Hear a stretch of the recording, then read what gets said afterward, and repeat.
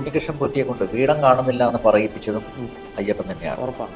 ആഗോള അയ്യപ്പ സംഗമം സംഘടിപ്പിച്ചത് ഇവർക്കൊരു അടിയായി എന്നാണ് ഞാൻ മനസ്സിലാക്കുന്നത്. തീവ്ര ഇസ്ലാമിസ്റ്റുകളെ ഇങ്ങനെ പ്രീണിപ്പിച്ചു കഴിഞ്ഞാൽ ഹിന്ദു വോട്ടുകൾ, പ്രത്യേകിച്ച് ഹിന്ദു CPM പ്രവർത്തകർ പോലും ഒരുപക്ഷെ ഇനിയും വോട്ട് ചെയ്യത്തില്ല എന്നുള്ളൊരു അവസ്ഥയിലേക്ക് കാര്യങ്ങൾ എത്തി. കാരണം ദേവസ്വം ബോർഡ് അറിഞ്ഞുകൊണ്ട് ദേവസ്വം ബോർഡ് ഈ ഉദ്യോഗസ്ഥരെ ഉപകരണങ്ങളാക്കി ആണ് ഈ കൊള്ള നടത്തിയിരിക്കുന്നത്. ഈ ഭക്തരെ അടിക്കാൻ, ലാത്തി കൊണ്ട് അടിക്കാൻ നിർദ്ദേശം കൊടുക്കുന്ന പോലീസ് മേധാവിമാർ അവിടെ നിന്ന് കരയുന്ന ദൃശ്യങ്ങൾ കാണുന്നുണ്ട്. ജനം TV-യുടെ ക്യാമറ കണ്ണുകൾ ഇവരെ പിന്തുടർന്നു. കാരണം നമുക്ക് കൃത്യമായിട്ടുള്ള ഇൻഫർമേഷൻ ഉണ്ടായിരുന്നു.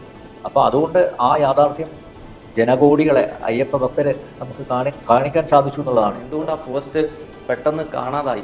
യുവതി പ്രവേശനത്തിന്റെ സമയത്ത് ഈ CPM നേതാവ് കോടിയേരി ബാലകൃഷ്ണൻ ഉൾപ്പെടെയാണല്ലോ യുവതി പ്രവേശനം കൃത്യമായി നടപ്പാക്കിയത്. പക്ഷെ കോടതി പറഞ്ഞ പോലെ ഭക്തരെ വഞ്ചിക്കുകയാണ് ശരിക്കും പറഞ്ഞത്. തീർച്ചയായും കാരണം ക്ഷേത്രത്തിലേക്ക് എത്തുന്ന ഭക്തരെ വഞ്ചിക്കുന്ന ഒരു സമീപനമാണ്.